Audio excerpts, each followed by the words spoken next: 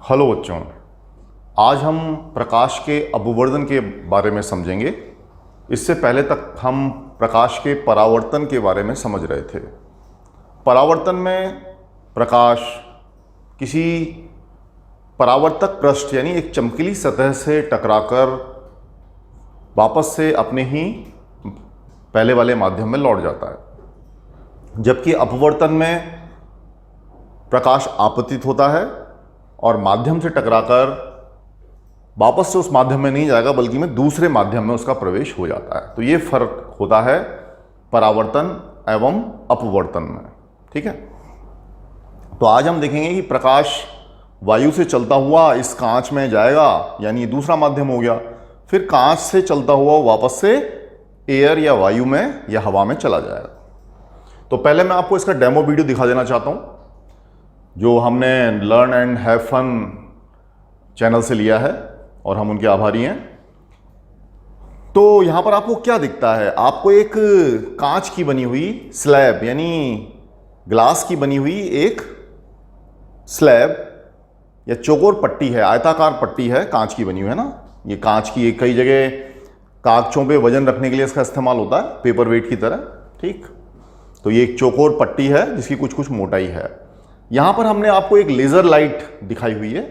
तो ये laser light की खासियत क्या होगी कि इससे निकली प्रकाश किरण बिल्कुल सीधी एक सीध में जाती है, वो फैलती नहीं है। टॉर्च वॉच में तो क्या होता है, प्रकाश कुछ देर के बाद फैल जाता है या कुछ दूरी तय करने के बाद वो अपने रास्ते से भटक कर इधर उधर फैल जाता है। पर लेजर लाइट की खासियत होती है कि इसमें काफी दूर तक जाने के बाद भी प्रकाश फोकस रहता है, एक ही बिंदु पर बना रहता है। तो मैं इस कांच की बनी हुई पट्टी में इस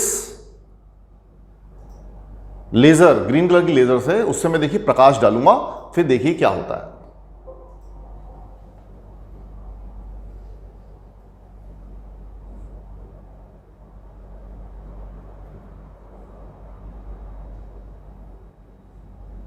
अभी ये लेजर लाइट ग्लास स्लैब के ऊपर है, पर जैसे ही मैं उसको ग्लास स्लैब में प्रवेश कराऊंगा, देखिए क्या हुआ। ये ऊपर रखते हैं तो सीधी जा रही है, पर जैसे ही कांच के अंदर प्रवेश कराया जाता है तो देखिए यहां पर इस तरीके से ये मुड़ जाता है।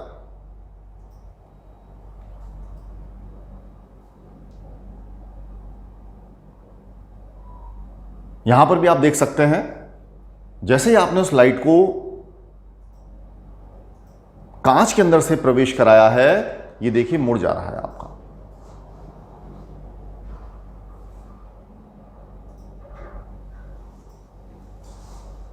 ये देखिए इस तरह से मुड़ जाता है, पर आपतित किरण और निर्गत किरण अभी भी समांतर ही जाती है।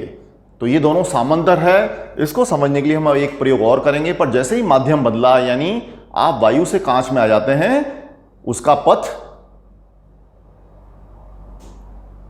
विक्षेपित हो जाता है। क्यों? क्योंकि माध्यम बदलने से वेग बदल जाता है।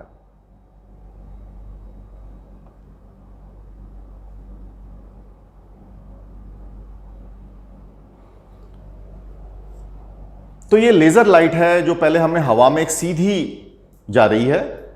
इसको फिर से कांच में जब हम प्रवेश कराएंगे तो देखिएगा, यदि ये कांच के पृष्ठ पर अभिलंब की तरफ आती है तो देखिए सीधी जा रही है, पर जैसे जैसे अभिलंब से इसका कोण देते जाएंगे, इसके अंदर विक्षेपण होता चला जाएगा। तो जब भी अभिलंब के तरफ लेजर लाइट को भेज रहे हैं, वो प्रकाश किरण आपकी सीधी जा रही है। तो आपतित कोण यदि शून्य होगा तो निर्गत कोण भी शून्य होगा। इसको भी हम अपवर्तन के नियम या स्नेल्स लॉ के थ्रू समझेंगे। और यहां पर आप स्पष्ट देख सकते हैं, अभिलंब की तरफ आती हुई आपतित किरण अब हमने उस अभिलंब से कोण की तरफ चलते चले गए। तो जैसे ही कोण की तरफ चलते चले गए, ये देखिएगा, ये तो अभी क्या है, आप हवा में प्रकाश किरण छोड़िए। अब जैसे ही मैं उसको कांच के अंदर ले जाऊंगा तो ये जो सीधा वाला पथ है, ये इसमें जाके टेढ़ा हो जाएगा। क्यों? क्योंकि कांच में प्रकाश का वेग बदल जाता है। तो इसको अब देखिए, ये अभी हवा में इसलिए सीधा है, जैसे इसको कांच में प्रवेश कराएंगे, ये देखिएगा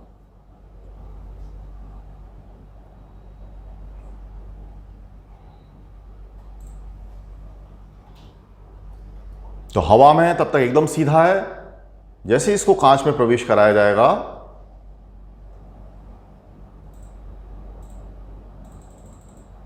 तो कांच में तो सीधा तभी जा रहा है जब अभिलंब की तरफ भेजें, यानी आपतन कोण 0 हो। पर जैसे अभिलंब से किसी कोण पर इसको घुमाएंगे, इसके अंदर भी रास्ता बदल जाएगा।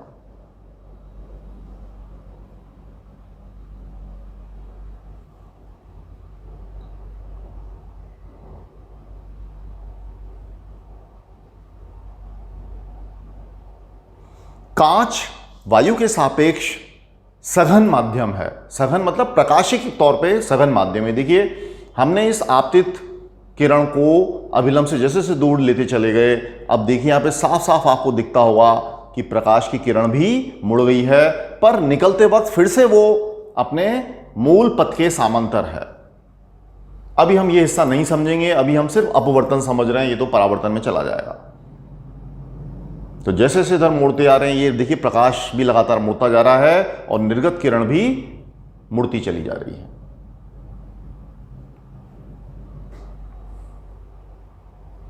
कांच के अंदर प्रकाश का वेग 2 × 10⁸ होता है, जबकि वायु में 3 × 10⁸ होता है। अब इस पूरे प्रयोग को किसी दूसरे कोण से देखिए। जब तक आप कांच की स्लैब के ऊपर हैं, सीधी लाइन जा रही है, जैसे ही कांच की सतह पर इसको टक्कर देंगे, प्रकाश की किरण को देखिए, ये मुड़ गया है प्रकाश। पर अभी भी ये रास्ता बिल्कुल यहां से आने वाली किरण और ये किरण एक दूसरे के समांतर होगी, जिसको भी हम फिर से प्रयोग से समझेंगे।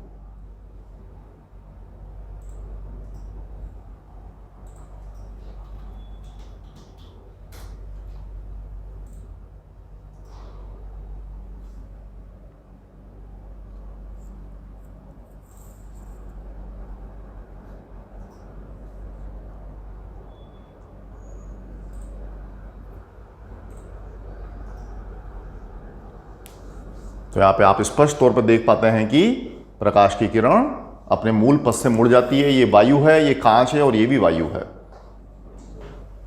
वायु के अंदर प्रकाश का वेग 3 × 10⁸ मीटर प्रति सेकंड के करीब होता है। वायु एक प्रकाशिक तौर पे विरल माध्यम है। प्रकाशिकी तौर पे विरल माध्यम है। मैं फिर से बोल रहा हूं, यह है आपका कांच, जो प्रकाशिकी तौर पे सघन माध्यम कहलाएगा और इसका अपवर्तनांक भी वायु से ज्यादा होगा। इसका अपवर्तनांक 1.5 के करीब होता है, जबकि वायु का 1 के आसपास होता है। तो ये विरल माध्यम है और ये आपका सघन माध्यम है। रेयर को हिंदी में विरल माध्यम कहते हैं। कांच आपका सघन माध्यम है, इसका अपवर्तनांक भी ज्यादा होगा और इसमें प्रकाश का वेग कम होगा। तो प्रकाश के वेग में फर्क आने से वो अभिलंब के सापेक्ष अपना कोण बदल लेता है। तो यहां पर हमने क्या दिखाया है, आपतित किरण जो किसी अभिलंब से टकरा करके अपना दिशा बदल दे रही है, यानी कोण बदल दे रही है। ये कोण किस गणितीय सूत्र के आधार पर होगा वो हम स्नेल्स लॉ से समझेंगे। ये आपकी अपवर्तित किरण कहलाएगी और ये आपकी निर्गत किरण कहलाएगी। तो जो बाहर निकल गई जाने वाली उसको निर्गत किरण कहेंगे, इंग्लिश में इमर्जेंट रे कहेंगे। उसको हम अपवर्तित, क्योंकि वो मुड़ गई इसलिए इसको हम अपवर्तित किरण कहेंगे। ये पीले जैसे या केसरी जैसी जो लाइनें हैं ये अभिलंब को दिखा रही हैं। तो हम पाते हैं तो ये अभिलंब यानी नॉर्मल है। तो अभिलंब से यहां का कोण और यहां का कोण अलग अलग होता है और उनमें क्या रिश्ता होता है उसको हम स्नेल्स लॉ से थ्योरी में समझेंगे। तो जैसे ही प्रकाश का वेग बदलता है तो आपका अभिलंब से कोण भी बदल जाता है। तो आई को हमने आपतित कोण कहा और इसको अब हम अपवर्तित कोण कहेंगे। अपवर्तित, तो ये क्या है, आर का मतलब क्या है, अपवर्तित कोण या एंगल ऑफ रिफ्रैक्शन। थोड़ी थोड़ी इंग्लिश भी सीखते जाएं आप। तो किसी भी माध्यम में अभिलंब से कोण बराबर ही होता है। जैसे यहां पर जो कोण होगा वो वही अभिलंब से वहां पर कोण होगा। एक ही माध्यम में अभिलंब से कोण नियत फिक्स होता है।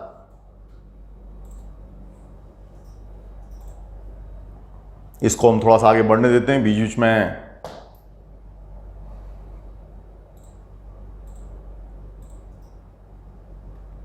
कुछ ऐड आ जाते हैं।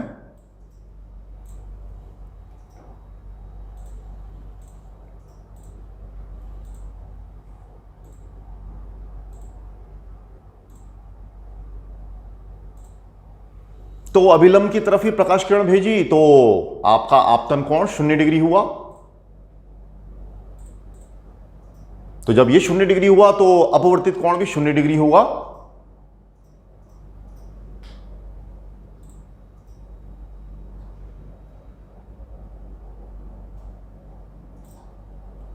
तो किसी भी माध्यम में अभिलंब से बनाया गया कोण, मैं माध्यम को फिक्स कर रहा हूं, ये वायु है तो इधर भी वायु है, तो यहां भी अभिलंब से कोण 0 डिग्री ही होगा। तो दोनों जगहों पर वायु वायु है तो कोण बराबर होते हैं। इसीलिए आपतित किरण और निर्गत किरण एक दूसरे के समांतर होती है। तो यहां पर अब अभिलंब से हमने 0 डिग्री के अलावा कोई कोण दे दिया है ना, 0 से कोई बड़ा है, ठीक, किरण आगे बढ़ेगी। कांच एक सघन माध्यम है, प्रकाशी के तौर पे सघन माध्यम है, तो यहां पर ये कोण बदल जाएगा क्योंकि वेग बदल गया। वहां पे था 3 × 10 की घात 8, यहां पर हो गया 2 × 10 की घात 8। प्रकाश कहां से कहां जा रहा है? विरल से सघन माध्यम, क्योंकि वायु विरल माध्यम है और कांच सघन माध्यम है। पर जैसे ही फिर से प्रकाश वायु में निर्गत होता है तो वहां पर ये कोण और ये कोण फिर से बराबर होगा, क्योंकि मैं आपसे बार बार कह रहा हूं एक ही माध्यम में, यानी वायु वायु है, यहां भी वायु है, यहां भी वायु है, एक ही माध्यम में अभिलंब से बनाया गया कोण समान बना रहता है। तो माध्यम समान होने पे अभिलंब से बना कोण समान रहता है। इसीलिए निर्गत किरण और आपतित किरण हमेशा समांतर होती हैं। आप कहीं भी देख लीजिए, वायु वायु के अंदर वो एक आपकी समांतर किरणों जैसा ही दिखेगा। यही आपकी किताब में पृष्ठ संख्या 191 पर चित्र संख्या 10.10 में दर्शाया गया है, जिसको कि हम थ्योरी के तौर पे फिर समझेंगे।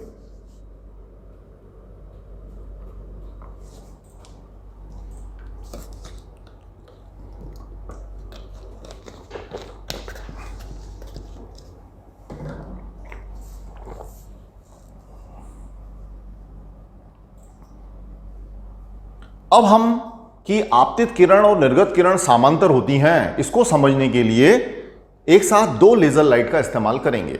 एक लेजर लाइट वायु वायु वायु में ही जाएगी, यानी वो कांच में से नहीं गुजरेगी, और दूसरी लेजर लाइट, दूसरी प्रकाश किरण जो है लेजर वाली, वो उसको हम कांच में से गुजारेंगे। तो इसको गौर से देखिए। अभी तो दोनों लेजर लाइट हवा में दिखाई गई तो एकदम पैरेलल आपको दिखी होंगी, एक के नीचे दूसरी छुपी हुई है। पर जैसे इसको इधर लेके आएंगे, एक लेजर की जो प्रकाश किरण है वो कांच से गुजारेंगे और दूसरी हम हवा से गुजारेंगे। अब जरा आप देखिए इसको गौर से। हाँ, अब मैं इस वीडियो को रोक भी दे रहा हूं। अब इस रुके हुए वीडियो को आप देखिए। ये वाली प्रकाश किरण या जो लेजर की लाइट है वो आपने वायु वायु वायु, यानी ये वाली जो प्रकाश किरण है वो उसको हम कांच से गुजारा ही नहीं है, ठीक है जी। तो वो तो सीधी की सीधी चली जा रही है। ये जो नीचे वाली है, जो टॉर्च थी, लेजर टॉर्च, उसकी प्रकाश किरण को हमने कांच की स्लैब से गुजारा। तो कांच की स्लैब से गुजारा तो एक तो उसकी प्रकाश किरण मुड़ जाएगी, पर मुड़ने के बाद फिर से वो अपने मूल पथ के समांतर हो जाएगी। और यहां पर आप फिर से देखते होंगे कि ये मूल पथ, इसको हम मान सकते हैं। तो ये दोनों आपके समांतर बनी रही। बहुत बेहतरीन वीडियो है ये लेजर लाइट के साथ, तो इसको आप जरा गौर से समझिए। ये देखिए आप, तो ये सारी जानकारी आपकी पृष्ठ संख्या 191 चित्र संख्या 10.10 में दी गई है, जिसका कि ये प्रैक्टिकल डेमो हमने लर्न एंड हैव फन से लिया था। तो इसको आप गौर से देखिए। मैं वीडियो को फिर से चालू करूंगा। तो 2 लेजर लाइट थी। एक लेजर लाइट को हमने हवा से गुजारा है, दूसरी लेजर लाइट को हमने कांच की स्लैब से गुजारा है। जिसको हमने कांच की स्लैब से गुजारा वो प्रकाश किरण अभिलंब से नया कोण बना लेती, क्योंकि माध्यम बदल गया, ठीक है जी। तो नीचे वाले को देखिएगा, नीचे वाली प्रकाश किरण कोण बनाकर यहां तक आती है, फिर से टकराकर वो अभिलंब से उतना ही कोण बनाती है जितना कि आपतित किरण बनाती है। तो ये थी आपकी आपतित किरण, इसके अंदर अपवर्तित किरण, और ये आपकी कहलाएगी निर्गत किरण। ये जो सीधी वाली रेखा है, ये जो सीधी प्रकाश किरण है वो कौन सी है? जो वायु में ही बनी रही, क्योंकि आपने 2 लेजर टॉर्च को एक के ऊपर एक रखकर समांतर किरणें भेजी थी।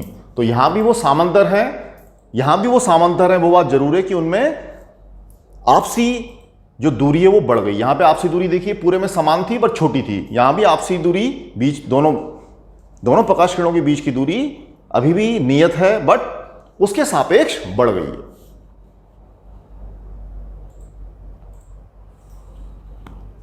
तो जब भी प्रकाश किरण किसी दूसरे माध्यम में जाएगी तो वेग बदल जाने से अभिलंब से बनाया गया कोण भी बदल जाता है।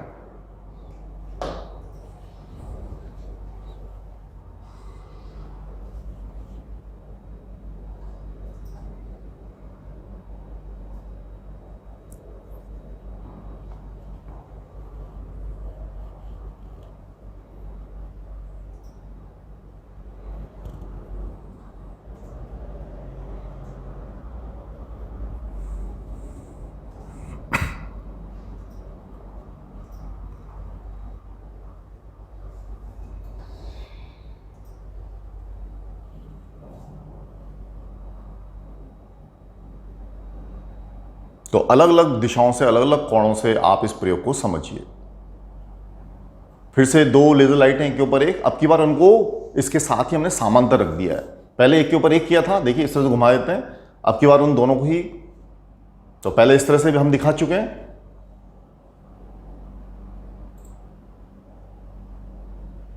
तो एक तो सीधी सीधी वायु में जा रही है, एक कांच से टकरा के जा रही है, पर अभी भी निर्गत किरण समांतर हैं।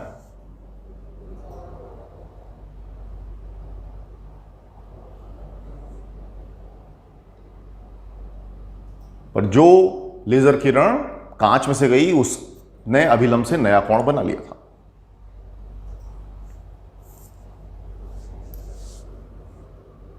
फिर से दो प्रकाश किरणों को अभिलंब की तरफ भेजा। अभिलंब से क्योंकि 0 डिग्री का कोण था तो सीधी जा रही थी। अब अभिलंब से हमने 0 से बड़ा कोण बनाना शुरू किया। तो 0 से बड़ा कोण बनाना जैसे ही शुरू किया तो नए प्रकाशिक सघन माध्यम यानी कांच में देखिए विक्षेपण हो जाता है, पर जब वो फिर से वायु में आती है तो देखिए किरणें समांतर हो जा रही हैं। आप इस बात को गौर करिए, एक ही माध्यम में वो समांतर हैं और अभिलंब से बनाया गया कोण भी वायु में फिक्स है। पर जब नया माध्यम यानी कांच आ गया तो अभिलंब से नया कोण आ जाता है, जिसके चलते वो हमें मुड़ी हुई प्रकाश किरण दिखाई देती है।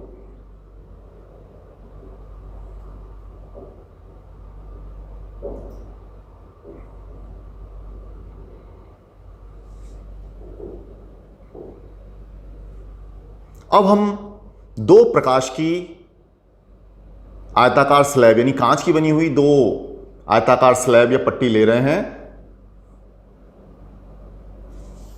आपतित किरण, अपवर्तित किरण जो मुड़ गई, फिर से वायु माध्यम में अपने प्रीवियस की तरह समांतर हो गई, फिर से दूसरी पट्टी दिखाई है इसमें फिर से मुड़ गई, और ये फिर आपतित, ये निर्गत किरण जो है आपतित के अभी भी समांतर है। अभिलंब पर यानी 0 डिग्री का कोण बना के आपतित हुई तो निर्गत भी 0 डिग्री पर हो जाएगी। फिर से अभिलंब से हमने इधर का कोण बदला तो यहां पर आके बैंड हो गई। अब की बार एक कांच की पट्टी बनी रहने दी, दूसरी एक प्लास्टिक की डब्बी में हमने पानी डाल दिया। पानी भी प्रकाशिक तौर पर सघन माध्यम है, इसका अपवर्तनांक 1.33 होता है।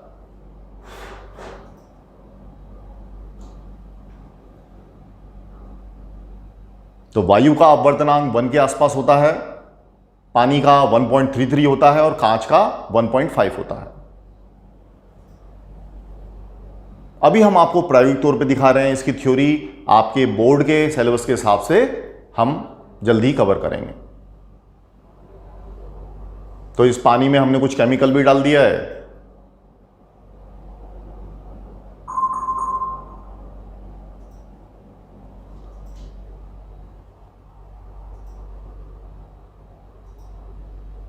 तो जो पानी से भरी हुई प्लास्टिक की डब्बी ली थी वो एक सघन माध्यम हो गया प्रकाशिक, एक ये कांच है ही सही, और वायु अपना तीसरा माध्यम हो गया। तो आप यहां क्या पाएंगे कि कांच की तुलना में अब बेंडिंग डिफरेंट होगी। क्यों? क्योंकि पानी या उसके अंदर जो भी हमने केमिकल मिलाया है उसका अपवर्तनांक कांच से भिन्न हुआ। तो ये तो I बराबर 0 डिग्री पर सीधी चली गई। अब हम अभिलंब से अलग अलग कोण पर इस प्रयोग को दोहराएंगे। तो पानी के अंदर अलग माध्यम हो गया, कांच एक अलग माध्यम हो गया, तो सबके अंदर प्रकाश किरण का विक्षेपण अलग अलग होगा। अब की बार हमने कांच की पट्टी एवं पानी से भरी प्लास्टिक डिब्बी की जो पोजीशन है, जो स्थिति आपस में बदल दी है।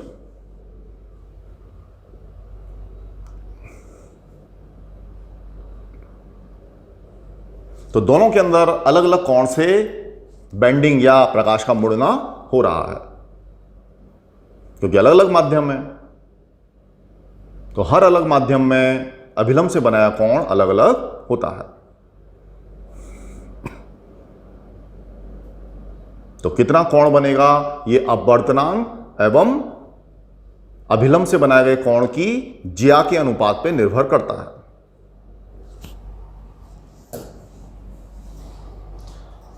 तो उम्मीद है कि आपको ये सब प्रयोग पसंद आए होंगे, जिनको कि अब हम थ्योरी के थ्रू और स्नेल्स के नियम का इस्तेमाल करके अब आपको सिखाएंगे।